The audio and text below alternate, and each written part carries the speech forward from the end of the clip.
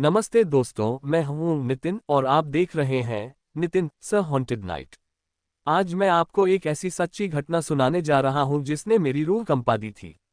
ये कहानी है एक सुनसान गांव और एक ऐसे रहस्यमयी घर की जहां जाने की हिम्मत कोई नहीं करता। तो अपनी सीट बेल्ट बांध लीजिए क्योंकि आज रात डर की गहराई में हम उतरने वाले हैं। तारांकन परिचय। तारांकन तारांकन एक पुराना जीर्ण शीर्ण घर अंधेरे में खड़ा है। बिजली कड़क रही है और बारिश हो रही है। हवा में एक अजीब सी खामोशी है जो डरावनी लग रही है। Nitin voice over. ये बात है कुछ साल पहले की, जब मैं और मेरे दोस्त एक सुनसान इलाके में घूमने निकले थे।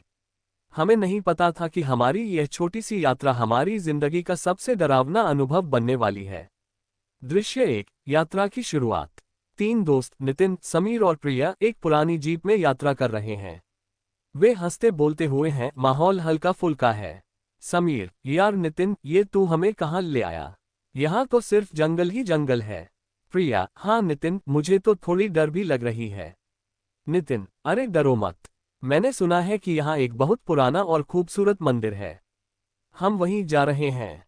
जैसे ही वे आगे बढ़ते हैं, रास्ता खराब होने लगता है और पेड़ घने होते जाते हैं। सूरज ढलना शुरू हो गया है। समीर, नितिन, मुझे नहीं लगता कि हमें और आगे जाना चाहिए। अंधेरा हो रहा है और रास्ता भी ठीक नहीं है। नितिन, बस थोड़ी दूर और। मुझे नक्शे में दिख रहा है कि मंदिर पास ही है। दृश्य दो। रहस्यमयी गांव। वे एक छोटे सुनसान गांव में पहुंचते हैं। गांव में सन्नाटा पसरा हुआ है, कोई इंसान नहीं दिख रहा है।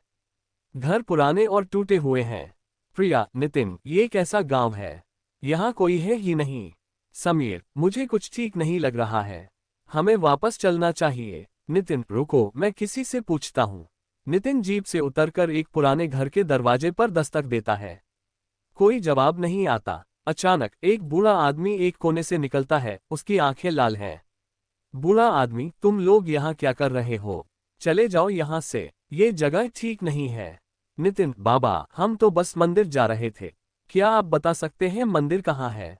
बूढ़ा आदमी, मंदिर? यहाँ कोई मंदिर नहीं है। यहाँ सिर्फ अंधेरा है। और वो घर। बूढ़ा आदमी एक पुराने बड़े घर की ओर इशारा करता है जो गांव के आखिर में है। वह घर बहुत डरावना दिख रहा है, खिड़कियां टूटी हुई हैं और लताएं उस पर चढ़ी हुई हैं। प्रिया, डरकर, वो कैसा घर है? बूढ़ा आदमी, वो शापित घर है। जो भी वहां गया कभी वापस नहीं आया।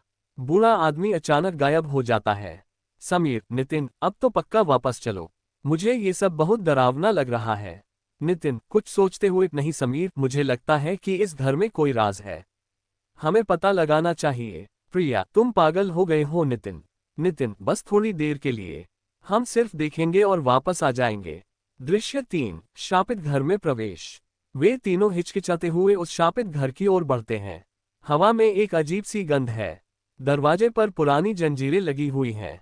समीर, दरवाजा तो बंद है। नितिन, ताला तोड़ने की कोशिश करता है। अचानक तेज हवा चलती है और दरवाजा अपने आप खुल जाता है। अंदर घना अंधेरा है। प्रिया, चीखकर, ये क्या हुआ? नितिन, चलो अंदर देखते हैं। वे टॉर्च जलाकर अंदर जाते हैं। घर के अंदर धूल और मकड़ी के जाले हैं। फर्नीचर टूटा हुआ है। दृश्य चार। रहस्यमय आवाजें। वे एक बड़े हॉल से गुजरते हैं। अचानक उन्हें किसी के रोने की आवाज सुनाई देती है। समीर, ये किसकी आवाज है? प्रिया, मुझे बहुत डर लग रहा है। नितिन, चलो उस आवाज का पीछा करते हैं। वे एक कमरे में पहुंचते हैं जहां एक पुराना झूला पड़ा है जो अपने आप हिल रहा है। रोने की आवाज अब और तेज हो गई है। प्रिया, चीखकर, वहां कोई नहीं है। ये सब क्या है? अचानक कमरे की बत्तियां अपने आप जलने बुझने लगती हैं। उनके पीछे से एक परछाई गुजरती है। समीर, सांस रोककर, वो क्या था? नितिन, मुझे नहीं पता। दृश्य पांच। अतीत का रहस्य। वे आगे बढ़ते हैं और एक और कमरे में पहुंचते हैं। वहां एक पुरानी डायरी पड़ी हुई है। नितिन उसे उठाता है। नितिन, ये डायरी है। लगता है किसी बच्चे की है। नितिन डायरी पढ़ना शुरू करता है। नितिन वॉइस ओवर, आज मैं बहुत दुखी हूँ। मम्मी पापा मुझसे प्यार नहीं करते। वे मुझे इस घर में अकेला छोड़ देते हैं। मुझे डर लगता है। मैं चाहता हूँ कि कोई मेरा दोस्त बने। डायरी में कुछ और पन्ने पलटता है। आगे की लिखावट डरावनी हो गई है। नितिन वॉइस ओवर, वह आ गया है। वह मुझसे बात करता है। वह मेरा दोस्त है। वह कहता है कि मम्मी पापा बुरे हैं। वह कहता है कि वह मुझे बचाएगा। अचानक डायरी में से एक खून का धब्बा दिखता है। प्रिया घबराकर, ये क्या है नितिन? नितिन, मुझे लगता है कि इस घर में किसी बच्चे के साथ कुछ बुरा हुआ था। दृश्य 6, आत्मा का प्रकोप। अचानक कमरे में ठंडी हवा चलने लगती है।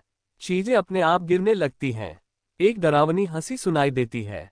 समीर, भागो यहाँ से। वे तीनों भागने लगते हैं। घर में हर तरफ से आवाजें आ रही हैं। एक अदृश्य शक्ति उन्हें धक्का दे रही है। प्रिया, मुझे छोड़ दो।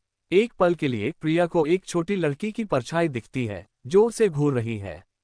प्रिया चीखकर वो रही, वो छोटी लड़की। नितिन, कौन लड़की? वे मुख्य दरवाजे की ओर भागते हैं लेकिन दरवाजा बंद हो गया है। वे फंस गए हैं। समीर, हम यहाँ फंस गए हैं। अचानक छत से एक डरावनी आकृति उनके सामने आती है। वह आकृति एक बच्चे की है लेकिन उसकी आंखें काली और डरावनी हैं। बच्चे की आत्मा, तुम लोग मेरे घर में क्या कर रहे हो? तुम सब यहाँ से नहीं जा सकते।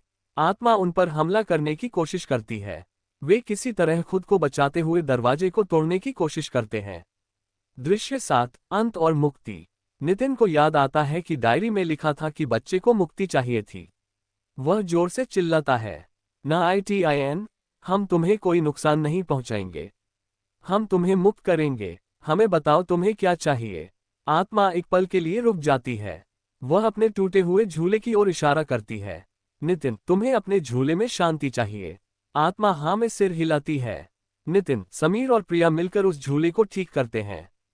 जैसे ही झूला ठीक होता है, आत्मा एक हल्की रोशनी में बदल जाती है और हवा में गायब हो जाती है। घर में शांति छा जाती है। प्रिया, वो चली गई। समीर, हमने उसे मुक्त कर दिया। दरवाजा अपने आप खुल जाता है।